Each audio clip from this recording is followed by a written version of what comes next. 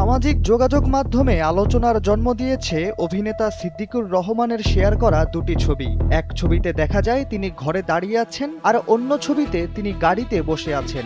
ছবি দুটিরই মূল আকর্ষণ ছিল সিদ্দিকুর রহমানের জীবনধারায় আসা পরিবর্তনের বিষয়টি। মুখে দাড়ি, মাথায় টুপি। ছবিগুলো তার ব্যক্তিগত জীবন ও দেশের রাজনৈতিক পট পরিবর্তনের এক নীরব গল্প বলে। পুলিশের কাছে গ্রেফতার হয়ে জেলখানায় যাওয়ার পর সিদ্দিকুর রহমানের জীবনে আমূল পরিবর্তন আসে। কারাবন্দী অবস্থায় তিনি নিয়মিত কোরআন তেলাওয়াত করেছেন। সম্প্রতি দেশের এক গণমাধ্যমকে দেওয়া সাক্ষাৎকারে সিদ্দিকুর রহমান জানিয়েছেন, জেলখানার অবসর সময়গুলোতে প্রচুর চিন্তা করার সময় পাওয়া যায়। কারাগারের দেয়ালে লেখা স্লোগান রাখিব নিরাপদ, দেখাবো আলোর পথ তাকে ভেতর থেকে নাড়া দিয়েছে। আল্লাহই তাকে ভেতর থেকে বদলে দিয়েছেন।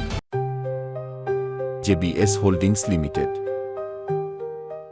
দেশের রাজনৈতিক পট পরিবর্তনের পর 2025 সালের 29 এপ্রিল একটি মামলায় গ্রেফতার হন সিদ্দিকুর রহমান। দীর্ঘ 10 মাস 22 দিন কারাভোগ শেষে তিনি 18 মার্চ মুক্তি পান। তবে সামাজিক যোগাযোগ মাধ্যমে সরব হন আরও পরে। জেলখানায় থেকে তিনি লিখেছেন 15টি নাটক ও 3টি চলচ্চিত্রের গল্প।